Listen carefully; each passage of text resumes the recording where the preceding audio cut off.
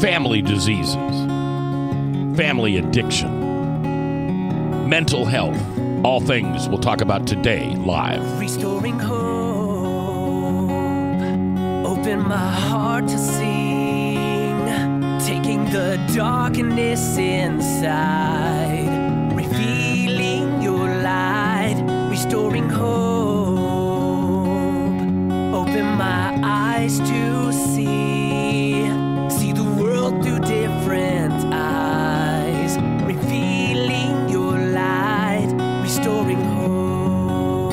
All right, good afternoon. We are live here on a Monday afternoon with Lila Stafford and myself, J. Michael McCoy, along with Bob Montserrat and Frank the Verse Thomas producing today. And this is Restoring Hope Live. It's a program we do on Mondays, brought to you by the good folks at Powell CDC. I've said it before, and I'll always say it. So many times, families, and maybe a family's just you and some other person, spouse, brother, sister. Families are faced with the impossible question, well, what do we do with Bob? What do we do with Uncle Bob? He drinks too much. He uses drugs. He's violent. He's aggressive. He scares me. We think he has mental health issues, or he does have mental health issues. What do we do? What do we do? What do we do? You're afraid to go too far to the point where DCI, the state, other organizations get involved and you lose any ability to step in and say, hold on, wait a minute, I think that's too far. Remember the old song? They come to get me in the little white coats and take me away, ha-ha, hee-hee, to the funny farm where life is good all of the time. You can trust Powell. 263-2424. They are a group of passionate people who realize that the end of your line, the end of the bottom of the bottom, starts at their door. And they embrace you, they love you, they hold you, they care for you, and they give you the best possible way to start crawling out of the lowest of the low. 263-2424. Call Powell anytime. All right, couple of big things going on. We've got the aftermath of that shooting in Oregon, which I believe was last Thursday. And we have Patrick Kennedy on TV last night. Was it 60 Minutes? Yes. Who is finally talking about his tell-all book about the Kennedy family. Some call it the Kennedy curse. And the addictions and alcoholism that ran throughout that American icon of a family. And there's a lot of families right here in Des Moines and every city that on whatever scale, maybe not as big as the Kennedy scale, because Kennedys were worldwide. Yeah. Because Father Kennedy was a ambassador. I was going to say bootlegger. Bootlegger? Yeah. Was he a bootlegger too? Yeah. Oh, was he? That's where he made his money. You now have Caroline Kennedy, Mm-hmm. who is an ambassador, Mm-hmm. and that would be the granddaughter of Papa Joseph Mm-hmm. Kennedy. And you know there are... do we still have to say there were reports of alcoholism and drug abuse, or do we know that that's there now? Or do we have to say reports of? I'll just say reports of. The opinions on this radio show are that of mine and not of Lila's, Bob's, or Frank. No, Frank can take responsibility for what I say. But it should be no secret to anybody who's lived outside of under the rock that the Kennedys, Teddy Kennedy, of course, he certainly drank too much. Is that okay to say? Yeah. For those of you that are too young to remember, Google Chippequiddick. No, I said that wrong. Chappaquiddick. There were always reports of alcohol abuse on the Kennedy compound, as well as in the White House when Jack or JFK and his brother Bobby. Jack was the president, and Bobby was the attorney general. And you didn't mess with the Kennedys. But yet alcohol and drugs and other abuses ran thick, and it's finally out. What's the name of his book? A Common Struggle. A Common Struggle. Now, you watched the thing last night. I watched it last night, and then he's been on several of the morning shows this morning, too. It was so interesting. Why did you find so interesting about it? First of all, that he had enough guts to stand up for himself and just say, this is who I am, and I have a disease, and I'm no longer ashamed of it, and I'm going to break the family code. They call it the family code, that we're not going to admit that anyone in our family has a problem. And it's not just, Bobby, Ted, that were in trouble, and Joan, the parents of lots of the grandchildren have been in the news with problems with alcohol or drugs. So anyway, it was just very interesting to me. It just hit home for me that I was really proud of him. We show a movie at work called The Anonymous People. Yeah. And he was a part of that as well. And he just, I'm sure with a lot of help with therapists, was able to find his voice. Yeah, and The Anonymous People, if you've never seen the movie, you should try to Google it and find it. It is a group of people, mainly well-known in other fields, such as acting or politics or whatever it is, who have come out and, I don't know how to say this exactly, I want to be accurate. They certainly don't want to get rid of the anonymous part of a 12-step program, but they want those people who are bold, brave, have nothing else to lose, whatever term you want to use, to step out from the shadows and say, hey, this alcoholism thing, this drug abuse thing, this addiction thing, it's real.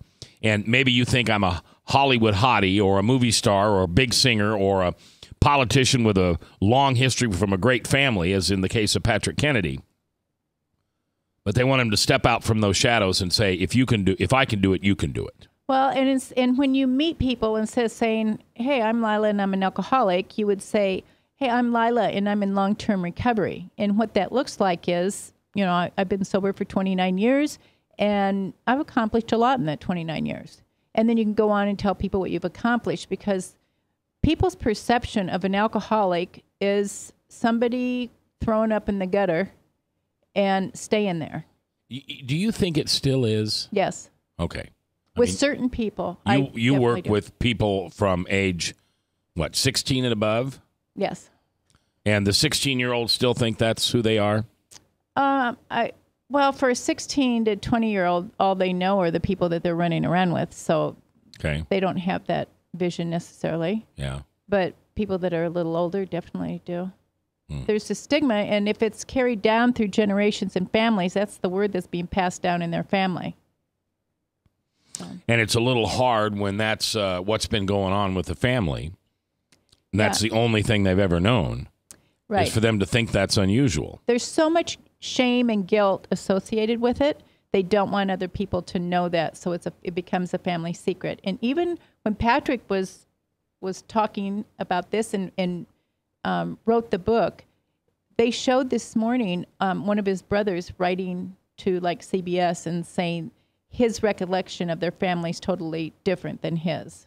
I mean, he was real clever, not to say he was wrong, but that he didn't have the same impression that his brother did. And Patrick was he Bobby's son?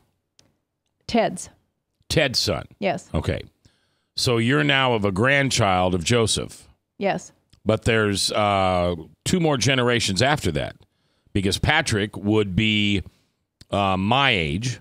He'd be 50-something, and so he's got at least a 25-year-old child and perhaps a grandchild of his own. Well, he doesn't. There may be other cousins that do, but he's just been married in the last 5 years. He waited a long time, and he's got a 4th child on the way. Wow. He got right to it. Yeah. All right, 244-0077. If you've got a question or something you want to add. We're welcoming new listeners today. A radio station here in Des Moines, 98.3, used to be called WOW FM. Last couple of years, they called it the Torch. Well, the Torch blew out, and they switched to Hip Hop Classics. I'm serious. That's the name of the format. Hip Hop Classics. And so you might be searching around the dial because you're not a Rush Limbaugh fan. You're not a Simon Conway fan. And you're looking for talk. You've introduced yourself to 99.3. We are a relatively new radio station in Des Moines. We moved from Boone, Iowa to the Des Moines area last July, increased our signal strength, changed our signal, and now we're here to stay. And so if you're hopping around, I appreciate it. If my voice sounds familiar, hi, it is me. It's Mac. Mac and Bradshaw, Mac's World, Mac and Mr. Fisher. WHO 98.3. We've known each other a long time. And I am thankful that you have found this radio station, The Truth. This is a radio station that looks at life through a biblical world view. Sometimes you'll turn it on and there will be preachers. But they're good preachers. They're not fire and brimstone. They're not prosperity. They're the real deal. And then after 11 in the morning, mainly what we do is we do what you would call conservative talk radio. Steve Deace is a part of our team. He has moved from afternoon drive now to 8 to 11 in the evening. Right now he's taking a break, a sabbatical, if you will. And he'll be back on, I believe it's the 9th of November. I think it's like the 9th of November. So that's probably 5 weeks from today. He'll be back with us 8 to 11 at night. And so we're thankful for you tuning in. We're thankful for him and all of our great talk show hosts on this brand new radio station to Des Moines. We call it The Truth, 99.3. If you want to see something, what? You want me to mention you? No, I just wanted to mention hip-hop and classic aren't usually two words I associate with one another. Well, I would agree with that, but now, I mean, this I talked to some powers that be over there, and they're aiming at a 28 to 44-year-old soccer mom who grew up with this music, and, Tupac and 50 Cent, and I don't know who these people are. I turned it on and listened for 20 minutes, and I'm way too old for this stuff. Way too old. Can't touch that. I think wasn't that a song? I think so. Can't touch that. Yeah. So we're just thankful that you're along here as maybe one of our new listeners. Mondays is called Restoring Hope Live, and it is where people come in and they tell their story about life's hurts, habits, and hangups, and how life has been transformed for them. Sometimes it's through a spiritual awakening. Sometimes it's through a religious experience. In other words, it might be a Christian or a Methodist or a Catholic. Or sometimes it's just the God of our understanding. And when you go to somebody who has had a career of drinking or addiction, and you say, listen, if you surrender your life and your will over to God, I think we can help you. It'll take many, many months, probably actually a year or more, to really get you where you need to be. And immediately that person says, who's God? Whose God are you going to shove down my throat? And if you say the Jehovah, then, we got a Jesus problem. If you say Mary and Peter, then you got a Catholic problem. And if you say, so in the 12-step program, we simply say the God of your understanding. You go ahead and pick what your God is right now. Now, for those of us who have had a spiritual awakening, that's very offensive to hear. What do you mean I can choose whoever my God is? Let God take control. Okay? You're not in control. You're not here to decide what's right to call God and what's not right to call God. If somebody who needs help needs the God of their understanding to surrender their life and their will over to, trust me, by the time they get about 6 months into this program, they begin to understand that God is the God of the Bible, and that God has an amazing relationship and not a religion he wants to share. We're coming back, a little Lila story. Also, the shootings in Oregon. Yeah, what would have happened if it was just a little different? Mental health and religion cross path. We'll talk about it live when we come back.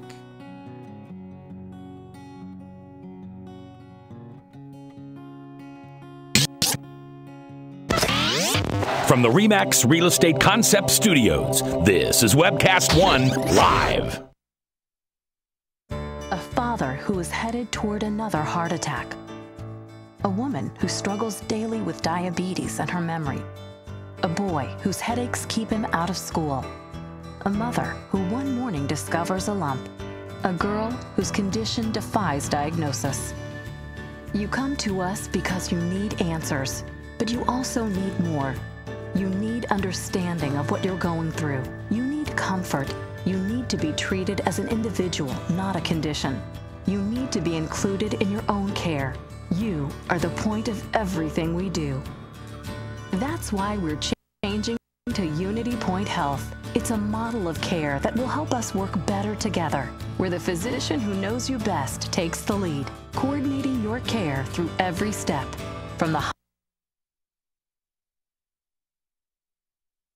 hospital to specialists to rehabilitation to health services in the home and in the community, to making sure the treatments are effective. By working as a team, we surround you with care, helping you manage your health and your conditions, guiding you to making better choices and living a healthier life. The point of Unity is you. Unity Point Health. Hi, I'm J. Michael McCoy, and about 20 years ago, I went to a used car salesman by the name of John Hewitt. He had a little shop over there on North 2nd Avenue called John's Auto Sales, and I bought a car. I found that experience to be one that I had never had before from a used car salesman. He was honest, he was dependable, he had integrity, and he did what he said he was going to do. Well, over the years, between my kids and grandkids, I purchased 7 vehicles from John's Auto Sales. And last month, I asked him to be a sponsor. I can tell you about their huge selection. I can tell you about their years of experience. I can tell you about their honest integrity. But all I really need to tell you is that I bought 7 cars, and you can trust them. John's Auto Sales, 5435 2nd Avenue, Des Moines. You need a good ride when you hit the trail. Trust the man with the cars, and he goes by the name of Big John. Big John. Big John. Credit cards are like grandkids. They love you, sometimes get out of control, and it's fun to get a new one. Who can stop them from piling on? Hi, I'm Tom Coates with Consumer Credit of Des Moines. At the end of the day, you can return the grandkids, but you're stuck paying off bad credit card debt. We'll help you put the fun back into using credit cards responsibly. Right, kids? Yeah! If you need help getting credit cards off your back, call Consumer Credit of Des Moines. From the RE/MAX Real Estate Concept Studios, this is Webcast One Live. The darkness inside, revealing your light, restoring hope.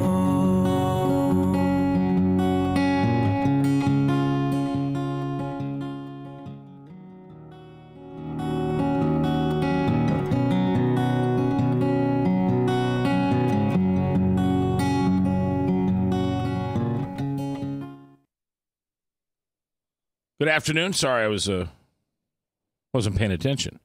Had one of those Bob Montserrat moments. Mac. Psst, Mac. And you know why? Because my producer failed to let me know we were back on the air. Now, I'll take full responsibility for having this producer on my staff. And I'll give him a tongue lashing after the show, I promise. I'm sorry. You sound like an alcoholic to me. Yeah, right. There you go. It's always someone else's fault. I said I took responsibility for it, but he is my charge. Yeah, I know. I am sounding like an alcoholic, aren't I? Never my fault. By the way, if you feel that sometimes things are never your fault either and you don't drink, that doesn't mean you're not an alcoholic. Remember that. It's really important.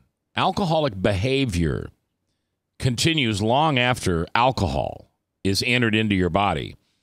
I have been sober for 1,975 days, and yet I still have alcoholic behavior. Do you still have it after 28 years? 29 years. 29 years? Yeah. Not to be corrected by me. I'm sorry. See that ego. There you go. 29 years. If I'd said 30, she'd say, that's good. Yeah, that's close.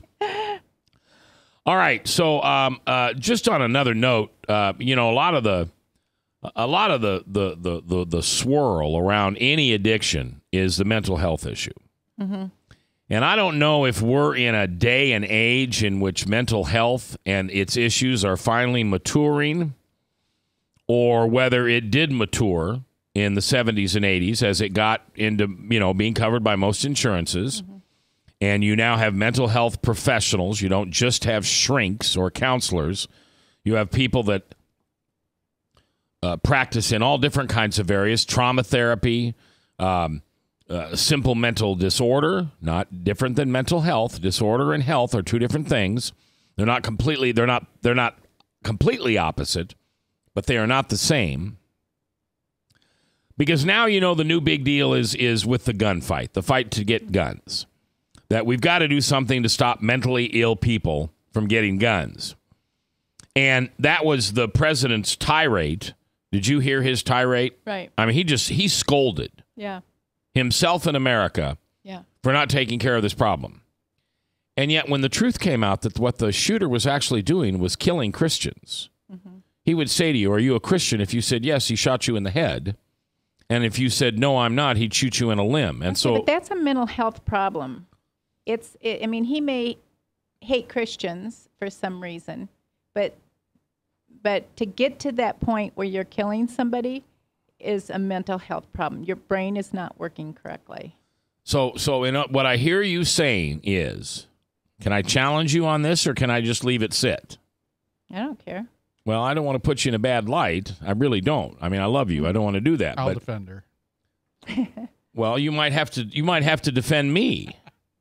Okay, so what's one of my big soapboxes? Bob, you're on the show all the time. Well, I'm not sure you have. Well, it's abortion. Oh, okay. It's end of life and beginning of life. Right. So if a woman chooses to have an abortion and kill that baby, does she have a mental health issue? No, because I don't think. Don't get me started on this one. Okay, well that's why I didn't want to come to you.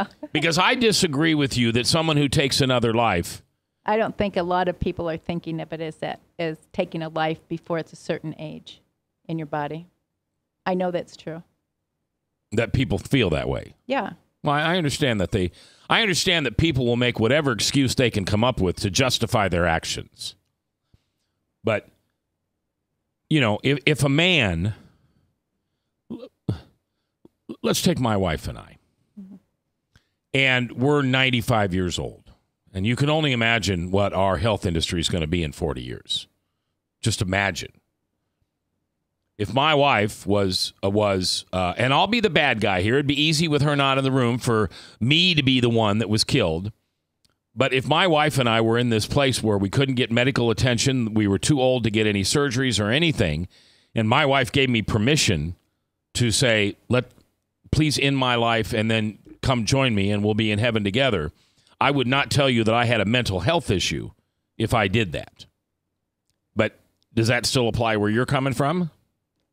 No, that's compassion. It's different than these people who go on a rampage killing people. Okay. I agree with you there. But if somebody is out there killing Christians just because they're Christians, I'm just not so willing to jump into they have mental health issues. Now, we don't know enough about this guy yet, do we? We don't know if he's had counseling or anything. What? Put your headphones on and act like a big boy.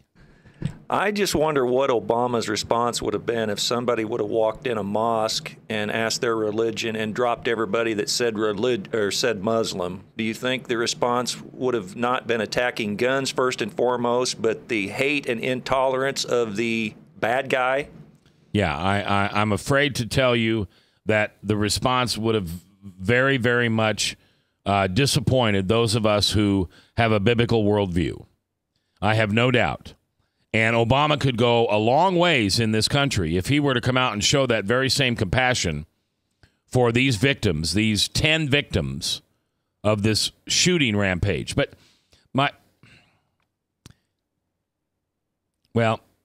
now I'm getting political, and I probably shouldn't go down that road. Maybe Tom and I will talk about this tomorrow. I think I have opinions. You know that, Mac. I know you do. But, we're talking about the victims, which is terrible, of course, what they went through. But I was watching TV yesterday, and they showed this pastor out there, in Oregon. Yeah. Whose daughter was in that room where he was killing people. Okay. You see that? And No, I didn't. They had a camera on her, and she was sitting in church. I don't know if you saw that. I didn't see that one.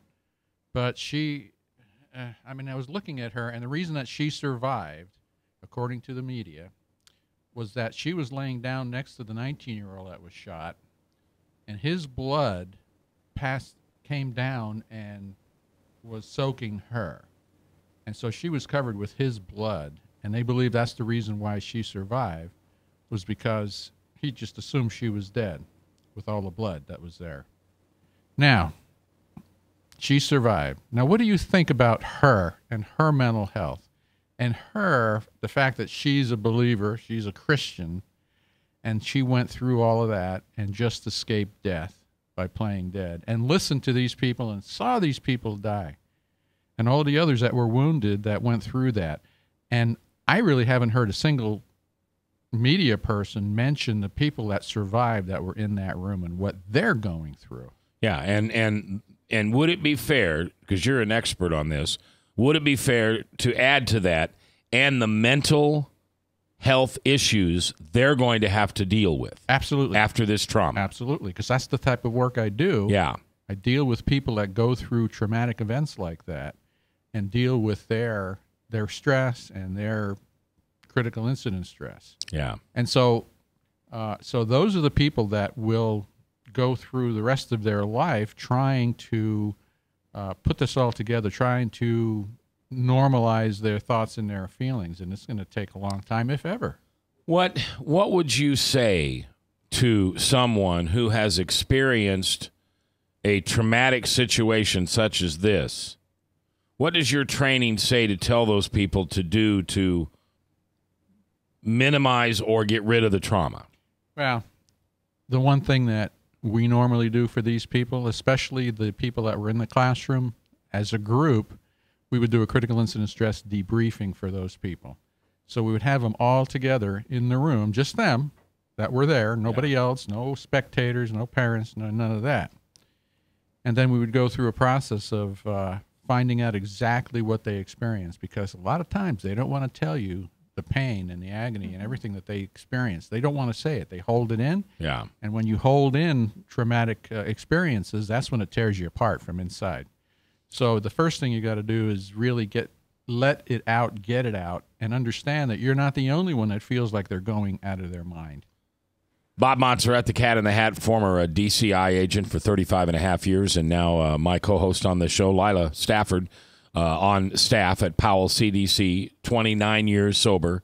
Frank the Verse Thomas, who's had a perfect life, and so he has never had any trauma. And I'm J. Michael McCoy, and if I haven't told you lately, thanks for listening. Love this job. Couldn't do it without you. If you're listening for the first time, I love Frank like a brother, and I kid him all the time. So everything I say about him is sarcastic. Like right now, I'm about to say he's a handsome unmarried man. I'm very sarcastic on that. Oh. Hey, Bob, would these folks have PTSD? Well, not at this point, but they could develop PTSD. It's a situation that if they can't recover to a certain point, reoccurring thoughts and intruding thoughts and so forth, then they develop PTSD, which is post-traumatic stress disorder. Right now, it's critical incident stress.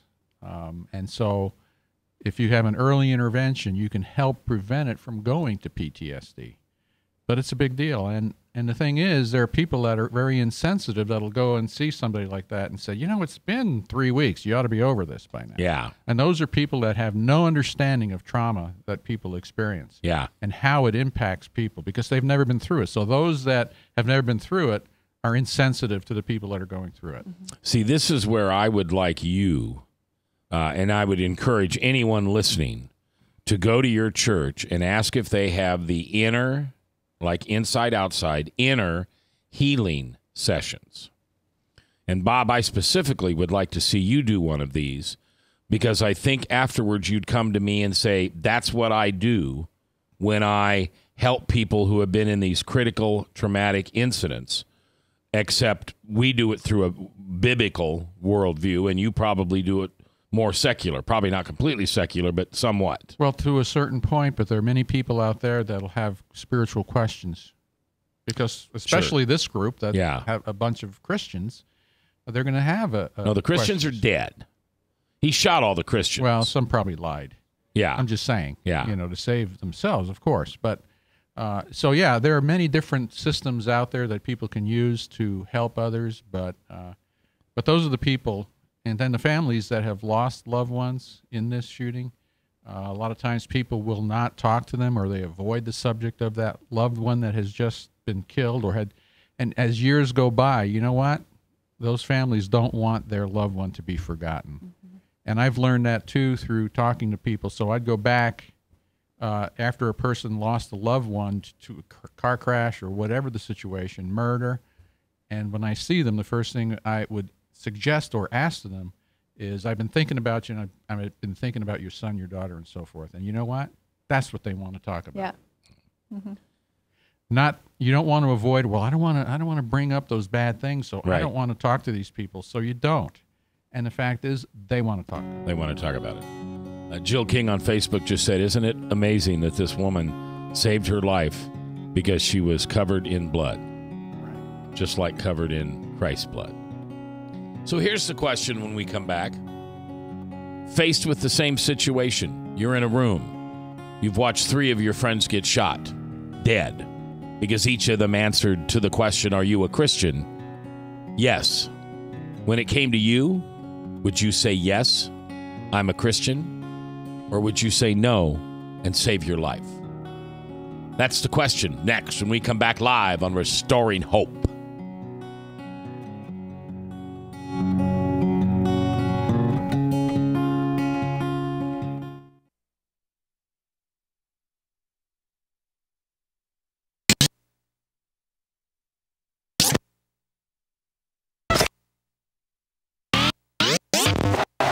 From the RE/MAX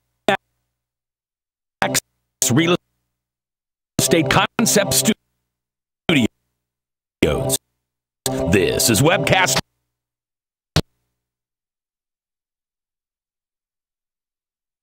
One Live. I'm Brian Leach, owner of Service Legends, and my position is Chief Talent Officer. I'm Nicholas Wonderscheid. I am Bernie Homs. And I'm the Service Manager. Marketing Director and Client Relations Manager. Everything that we do is about ensuring that we exceed your expectations. Our clients are important to us. 100% satisfaction. We're not just focused on heating and cooling. That's the easiest part of our job, actually, is fixing furnaces and air conditioners. Everyone that we come in touch with, we want to improve lives. Bottom line is, we've got our installation guarantees, 25% energy savings guarantee, comfort guarantee, temperature selection guarantee, property protection guarantee. 100% satisfaction guaranteed, fixed rate or it's free. All of those guarantees are backed up with a 100% money back guarantee to hold ourselves accountable to making sure that you get what you're after. Just fixing the problem today. If they have another problem 5 days down the road, it's still fixed rate or it's free. We use what's called straightforward pricing. Our technicians are going to give you an exact to-the-penny price on what it's going to take before they move forward with any repair. That way you know what to expect. It's the same price every day. No surprises. If you get off work at 5 o'clock in the afternoon, you come home, you realize that, oh, my furnace is broken. Now you need to call somebody out that night. You shouldn't have to pay more for that. We're guaranteeing service 24/7. We run afternoons, evenings, nights, weekends. We're staffed to work that. Phone rings at 3 in the morning. You'll get one of our representatives answering the phone every time. We're not sending you out to Timbuktu in some call center. It's our Service Legend team members, our mission control team. I'll take a call anytime. And then they answer the phones the same way during the day as they do at night. It's a great day at your service company. How can we make you smile? That's the only way to provide true 24-hour service. When you're able to let somebody actually live in their home safely when they weren't able to do that before, where they don't have to stay up at night and worry about, is the heat going to come back on? Are we going to freeze the pipes? Is the baby in the room next door going to be sick because they got too cold? When you're able to help somebody overcome challenges like that, that's impacting a life. That makes a difference. I get goosebumps thinking about it. I love the team. I love the people that I work with. We have fun, but we work hard. I call them my ambassadors of legendary service. If you could just envision what that is, that's who we're sending to your home. They literally will call in, pick up the phone and call and say, hey, I want to talk to your manager. And I get on the phone, they're like, that technician that was at my house was the greatest technician ever. That's cool to me. We want to brighten people's days. Every person that we have going into the house has gone through an extensive background check. Drug testing, we have a very thorough interview process that 1 out of 140. We promise you something, that's what you're going to get, no matter what. We're here when you need us to protect the safety and comfort of your family. If you're not happy, we're going to make it right. If we're willing to put 100% money back guarantee on what we do, what type of work do you think we do? Give us a call. We're there for you 24/7, 365 days a year. Enough said.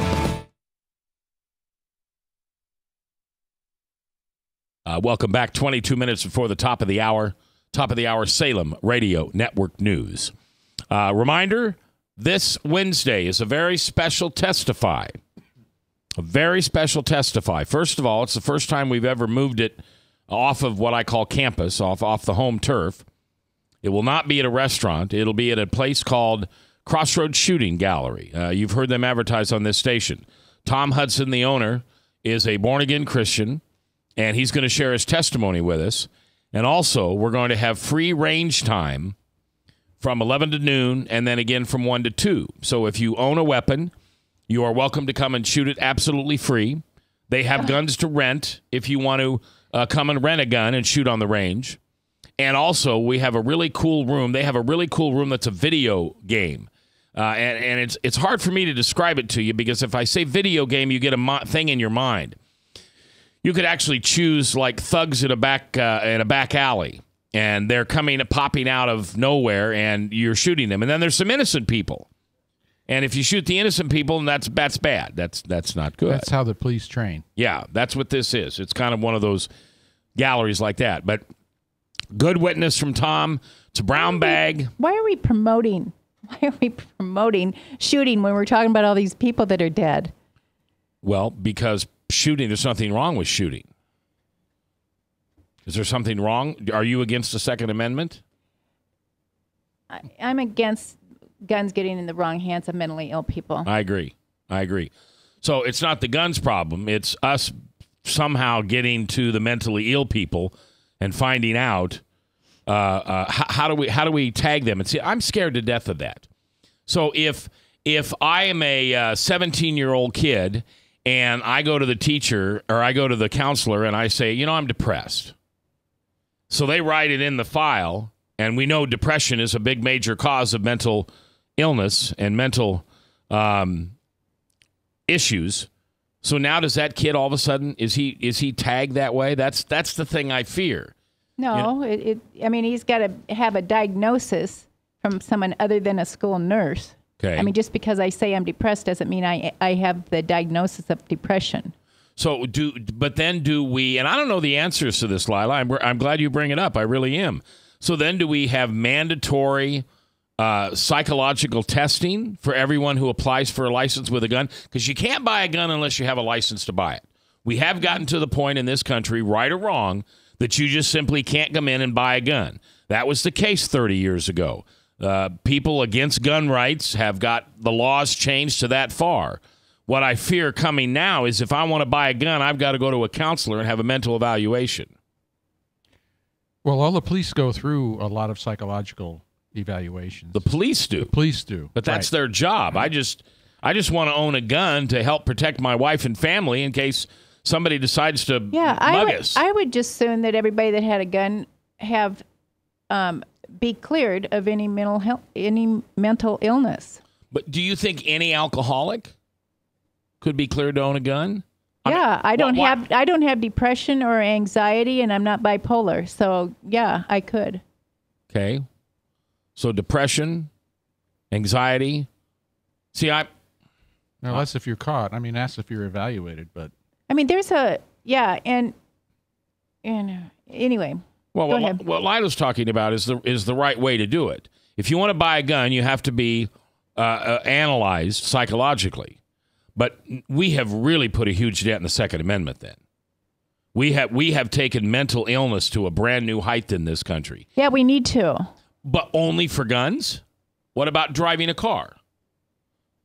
I'm just throwing something out there. You don't need to answer it, but what about driving a car? What about getting married? What about having a baby? I mean, all those things aren't doing the destruction that mentally ill people are doing right now with killing people. Well, but getting back to your question before break, what would you do? Yeah. If you were in a similar situation? Yeah, what would you do? I want to ask Frank that, because, Frank, what would you do? A guy walks in here right now, and he puts a gun to your head, and he says, well, he goes to Ryan first. Are you a Christian? My guess is Ryan's going to say yes, and he puts a bullet through his head. Now you see that. I don't want to die denying the Lord as my last act on earth. Okay, so you would not deny being a Christian even if that meant that you'd probably be killed? Well, I would hope that God would cause the gun to misfire or something to happen, but I guess so be it, because I just couldn't afford to have my last act be denying the Lord. What about you, Bob? It's easy to say these things, but when you're not in that situation, you really don't know what you're going to do. Yeah. So I would like to think I would do the right thing. Which would be? Not denying the fact that I was a Christian believer. I would like to think that, but, if you're not in that situation, it's hard to say what you would actually do. You know what you do? Yeah, I would try to figure out what I thought the shooter wanted.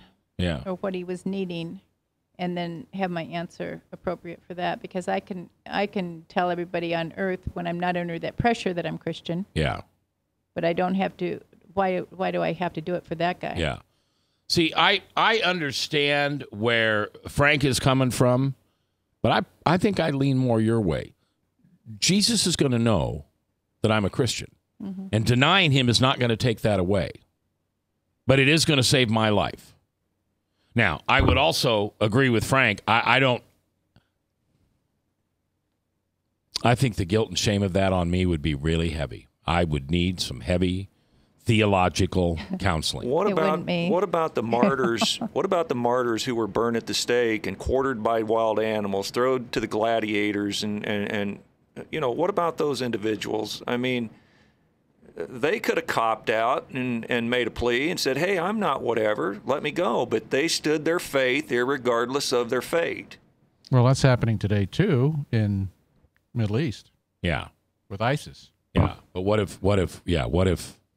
Well, here's the deal. If I have a relationship with God, and God would know where my heart is. Right. Whether I said it out loud or not, I mean, he knows where my heart is. So I don't, Well, I wouldn't have guilt or shame afterwards. Well, except for that last part you just said. That's where I'm coming from. God knows my relationship. Why do I need to die? Because I know I'm going to die if I say that. Now, the honest truth is, I've asked myself that question hundreds of times. Quite frankly, especially since I've been on Christian radio. It'd be real easy for some wacko to come walking in that door right now. There's nothing stopping him. It's a completely public area. And would I say I'm a Christian?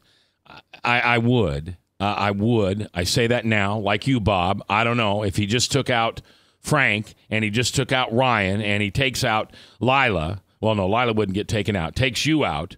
I'm not sure I'd be the fourth guy to say, yeah, I'm a Christian, shoot me in the head. I'm just not sure I would. But unlike what you said, I know, man, would I have some restoration with my Father God that I'd have to do. Because the question would always come up in my head, you denied me. You denied me. You denied me. To that one person, but not to the rest of the world. Everyone, you're on the radio telling everybody daily that you're Christian. Right. You're just talking about one sick person that wouldn't understand it anyway. So why waste your life on that? And I don't disagree with you. I mean, I think this is the challenge of society and the mental health issue and the mental health society. If we really want to do something about wackos getting guns and killing people, we don't make it harder to get guns. We make it easier to identify people who have mental health issues. How do we do that? I think we should do it before they get a car. That's the most dangerous weapon anybody can have. Yeah, the insurance companies are a huge part of this. Yeah. All right, let's take our last break. We're coming back live. We have talked about a lot of fun things today, all centered around addictions and alcoholism and behaviors and mental health and those things that really hurt and hinder families. And there's somebody there to help you. Remember Powell, 263-2424, always there to help you.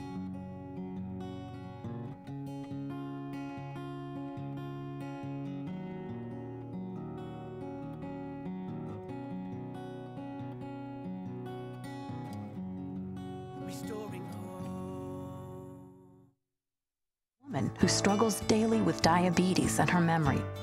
A boy whose headaches keep him out of school. A mother who one morning discovers a lump. A girl whose condition defies diagnosis.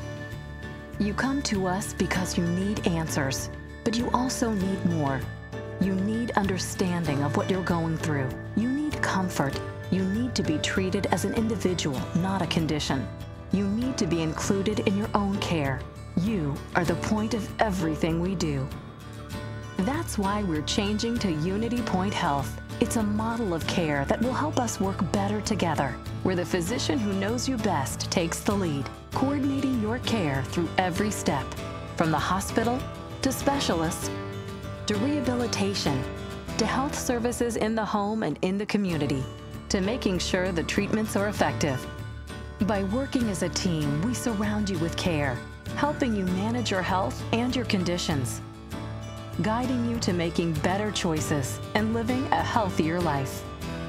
The point of Unity is you. Unity Point Health. Credit cards are like grandkids. They love you, sometimes get out of control, and it's fun to get a new one. Who can stop them from piling on? Hi, I'm Tom Coates with Consumer Credit of Des Moines. At the end of the day, you can give these grandkids back, but you're stuck paying off bad credit card debt. We can help you put the fun back into using credit cards responsibly. Right, kids? Yeah! If you need help getting credit cards off your back, call Consumer Credit of Des Moines. From the RE/MAX Real Estate Concept.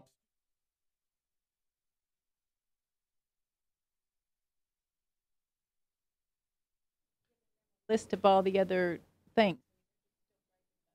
But I didn't give him a list of what?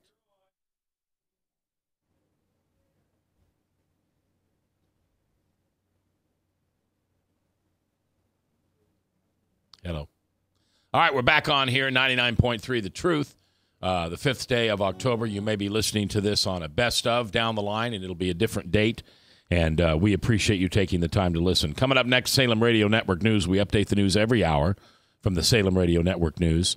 I believe Steve Noble is sitting in for Steve Deace, who is on sabbatical. Steve Deace will return the first or beginning of the second week of November, and he'll be from 8 to 11 in the evening. 8 to 11 in the evening. He will not return in Afternoon Drive. We'll have a new Afternoon Drive show coming up here. All right, Restoring Hope Live brought to you by Powell CDC. I appreciate everybody being here today. Remember that Powell CDC is here to help people. And all you have to do is just reach out and make that phone call. And Lila was intrigued by the A Common Struggle is the book, written by Patrick Kennedy, and it's about the family addictions in the Kennedy family. What was something that he said that really stood out to you? That he was breaking the family code. And the code is that you don't talk about addictions publicly when you come from a family like the Kennedys. Or it doesn't even have to be like Kennedys. It can be when you come from it can be any family. Yeah. And I see it all the time at Powell, that families are told, keep this as a secret. We don't talk about it. Not just addictions, but anything that's happening in the family. You don't talk about this stuff publicly. And it does more harm than good to keep this stuff. When you know something is different or wrong at home, to keep it inside is doing more damage than talking about it. But when you say talk about it, who should they talk to about it? Somebody's listening right now, and they've been told by somebody in the family that we don't talk about this. Who should they go tell? Therapist. A therapist, okay. Mm-hmm. And if the kid's in school, they can talk to a school. I mean, if you don't have any money and it's a kid, you can talk to a school counselor, and then they can get you to the right people. But there are free places you can talk around town too if you need to get it off your chest. Yeah, what's that one? Employment, ADF? EAP? EAP, Employment, EAP. Employee Assistance Program. Yes. Where if you, most of the time wherever you work, you, I believe, can have up to 3 1-hour counseling sessions at no charge. Yes. Yeah. And I don't know if you knew that listening, but that is available to you. It's 3 counselors, or it's 1 counselor 3 times for 1 hour, and at that point they'll recommend you to another counselor. But there is mental health evaluation available for all of your family, all of your kids, absolutely for free. And I think if you are not a member of the employment, what'd you call it, EAP? EAP. Then there are state programs. There are county has programs too. Who, the county? County. Okay. So those things are out there, and unfortunately, or fortunately, however you want to look at life, we don't have the freedoms that we used to. And if I were to call up and tell the school system that my grandson was a wacko and needed help, and please do something about it, I think they have to, don't they? Don't they kind of have to follow up on that stuff nowadays? Isn't that part of the mandatory reporting part? Do you know, Lila? I'm not sure. Right. Okay. Right. I'm not sure about that either, but they would, you could talk to people to ask what to do if you call the It county. depends. If you just said he's wacko, I think you have to be specific about what's going on. Yeah. Right. And then they would determine from that. But if a kid in school went to a teacher or counselor and said, "I'm really upset, I'm going to kill somebody," yes, I think they have to do something about that. Does that involve you too with your? Are you a mandatory counselor? Yes. Are you? Okay.